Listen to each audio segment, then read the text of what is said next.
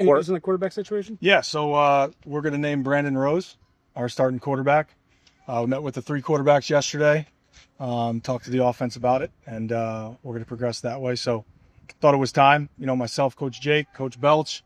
We've had 16 practices of data, and listen, it was hard. It's certainly a hard decision. Grant and AJ have done a great job. I love the way they came out here in practice today and responded. And now we got to go. Now we got to go. Gets that settled. Gets everyone around. Start working with the same people. But I thought it was time to do that. What did that data and just your eyeballs? What allowed Yeah, I think first of all it starts with my trust in Coach Bajakian and Coach Belcher. But again, at the end of the day, it was close. It was a hard decision.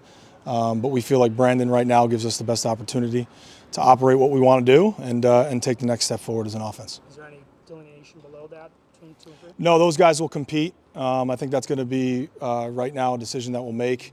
But those guys are going to compete, and we'll see how that pans out.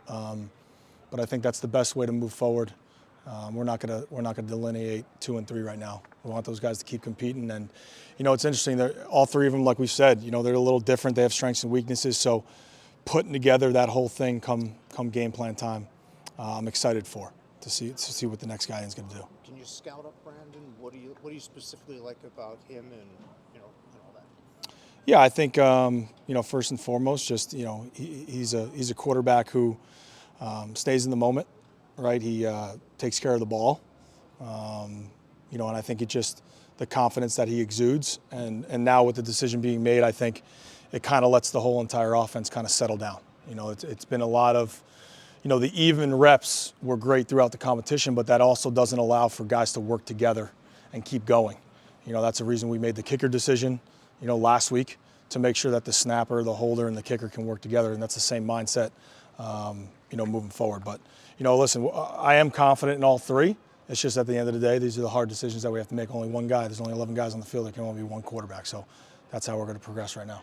I know you said you like the way Grant and AJ responded today, but what's just the message to them knowing, it's a long season, you never know, you may need them? Yeah, I mean, for me, depth chart decisions, they should be angry, they should be pissed, which I'm happy that they are. They should be. And I wouldn't want it any other way. I think people get afraid of those hard conversations and they take it as if a guy just accepts it, that actually worries me a little bit, But I think now it's about their response. I just talked to the team about everybody in here is, when you get ready to play, you're either prepared or you're surprised, right? And if you're at 2 on the depth charts now, like you're 1 play away. I mean, it's literally 1 play away. And if you go in surprised, it never works out good. So we got to prepare the right way. And now it's about taking the next step. But I thought they went out here today and did what they needed to do. Time heals all. I think once we get back into things and start practicing and keep going. But today I was pleased with them, and I'm happy the way that they handled it. And I'm glad that they are mad. I want that. That's that fire that they can never lose. How happy are you with where you guys are? Because this being the last week of just camps.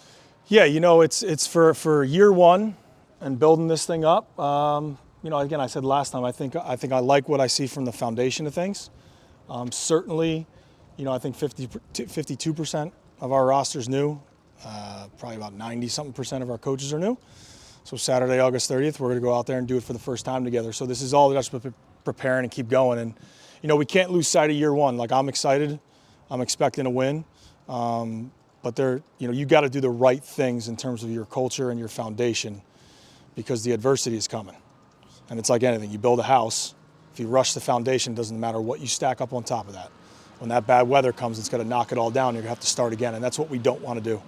And just thinking here, I mean, look at what Coach Carville did year 1. They won 5 games, and then look what he did, right? So I'm sure there was a foundation to go from 5. I think he went to 17 the second year. PJ Fleck, Western Michigan, I think they won 1 game, right? Greg Schiano, where I was at Rutgers. They all had to put in the foundation, and that's the thing that I've learned.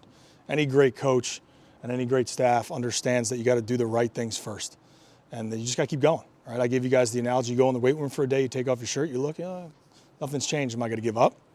And we're going to keep going. So we just got to make sure we prepare the right way. And then going into that, in our 26 class right now, we have 20 verbal commitments. Like, that class is the foundation of this program. It is so important in that class. And we got some really, really good players that now we got to fight for. But we're really excited. Coach Zoom, Caleb, all those guys, the staff, what we did over the summer to put us in position to now take this next step. It's going to be huge. Have you begun to game plan for August? We did a lot of stuff over the summer. Usually over the summer, we do, the first 2-3 games, but heavy on the first 1 and 2. So we feel like we're in a good spot. We'll take some time this week at some point to get ready for that, and then we'll have some bonus Temple days start coming up toward the end of the week, moving into next week. And, I'm excited about that. I think, Coach Jake and what he brings, his interview process for me, we watched a ton of Utah film. We watched a ton of Boston College film when he was there, NFL film. So we're excited about him morphing this in, and I think that's the best job that each coordinator's done so far is everyone's going to think we're just running my defense that I've been in with Coach Kite. Well, if we don't have the players to do that, the best coaches morph that. Same thing with Jake, right? So we're taking pieces from everywhere, and we're going to have to put this thing together on how we're going to win games. And it might be different in the middle of the season, end of the season, next year, all those types of things. But I'm excited about that, and I thought we had a good progress in June on that moving forward. And that's pretty standard for everybody. But we got to control us. The first game, there's so many uncontrollables. I mean, you probably feel the worst as a coach the first game because you have no idea what's about to happen. I mean, does it make it even worse knowing that Casey Keeler and yeah, they're all new. staff's all brand new? Yeah, they're all new. It's kind of unique, right? It's 2 whole new staffs. Probably I haven't looked at their roster in depth, but a lot of new players, right? Their staff's working together. Our staff's new players. So it's going to come down to me, the ball, right? Explosive plays and penalties. Because if you look over time, turnover margin, right? If you're just even per game, you have a chance to win 6 games in the year. If you're just even in the margin. And then you go +1, 62%. I think +2 is 75. I think +3 is 92%. So if we take care of the ball, we'll put ourselves in a position to win. The explosive plays, the margin 1 to 2, I think you're at 62%, 3 to 4, I think it jumps up to 75%. So if we can control and get more 20-yard plays than they do and not give them up, again, those 2 things, that's data over FBS the last 5 years. So we feel good about that. And then certainly penalties has been an issue here. I mean, I think over the last 3 years, I think we're in the 130s, 120s, and I think last year we were 108. So we cannot, and that happened on Saturday in our scrimmage. We had a drive going on offense. We had a 3rd and 1. We had 2 straight penalties to take us to 3rd and 11. And then up having to kick a field goal, and we missed it. So defensively, same thing. We had 2 third downs in the red zone. We were off, and we had 2 DPIs. So we're trying to teach those things, but I think the foundation there of those 3 things will set us up, and that's what we got to control. Are you more concerned when you talk about penalties, the pre-snap penalties than the combat penalties? Just kind of everything in general. There's a stat out there that we've been preaching to defense. Usually defensive penalties more lean towards 15-yarders.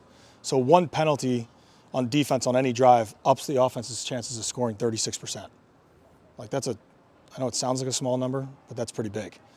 So it's in general everything. We've taken time and watched unsportsmanlike conduct videos, personal fouls. We had our one of the head officials that's going to be around here came in on Friday night, talked to us about the new emphasis on things. So we're trying to teach that because that's a product of how you play. And we got to make sure we play discipline with all the things you take for granted. You got to make sure on top of that. Coach, you seem to have an interesting balance between old school philosophy and new school, metrics and stuff. Interested, what are your thoughts on analytics and advanced stats, that kind of stuff? Yeah, I think the best way I will use that is certainly I think I've gotten to this point because of the things I've been taught by great coaches.